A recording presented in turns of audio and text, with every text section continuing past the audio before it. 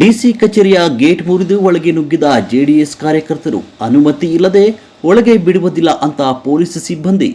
ಭದ್ರತಾ ಸಿಬ್ಬಂದಿ ಮಾತಿಗೆ ಆಕ್ರೋಶಗೊಂಡ ಜೆಡಿಎಸ್ ನಾಯಕರು ಪೊಲೀಸರು ತಳ್ಳಿ ಡಿಸಿ ಕಚೇರಿಗೆ ನುಗ್ಗಿದ ಘಟನೆ ನಡೆದಿದೆ. ರಾಜ್ಯದಲ್ಲಿ ರಸಗೊಬ್ಬರ ಯೂರಿಯಾ ಕೊರತೆ ಹಿನ್ನೆಲೆ ತುಮಕೂರಿನಲ್ಲಿ ಜೆಡಿಎಸ್ ಜಿಲ್ಲಾ ಘಟಕದಿಂದ ಪ್ರೊಟೆಸ್ಟ್ ನಡೆದಿದೆ.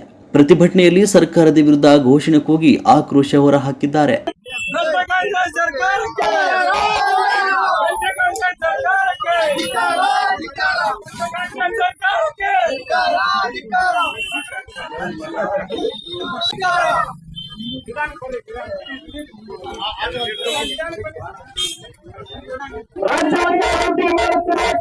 ಕಾಳಸಂತೆಯಲ್ಲಿ ರಸಗೊಬ್ಬರ ಯೂರಿಯಾ ಮಾರಾಟ ಮಾಡುತ್ತಿರುವ ಸರ್ಕಾರ ಕೃಷಿ ಸಚಿವ ಚಲುವರಾಯಸ್ವಾಮಿ ವಿರುದ್ಧ ಧಿಕ್ಕಾರ ಕೂಗಿ ಆಕ್ರೋಶ ಹೊರಹಾಕಿದ್ದಾರೆ.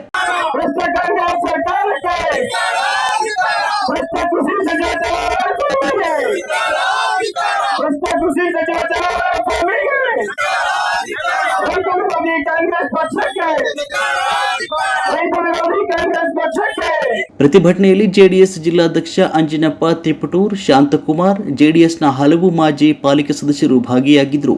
ಬಿತ್ತನೆ ಬೀಜ ರಸಗೊಬ್ಬರ ಕೊರತೆಯಿಂದ ಇವತ್ತು ಜಾತ್ಯತೀತ ಜನತಾದಳ ಇಡೀ ರಾಜ್ಯಾದ್ಯಂತ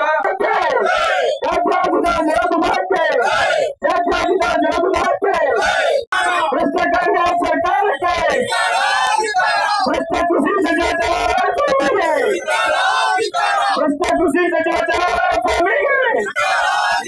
ರೈತ ವಿರೋಧಿ ಕಾಂಗ್ರೆಸ್ ಪಕ್ಷಕ್ಕೆ ರೈತ ವಿರೋಧಿ ಕಾಂಗ್ರೆಸ್ ಪಕ್ಷ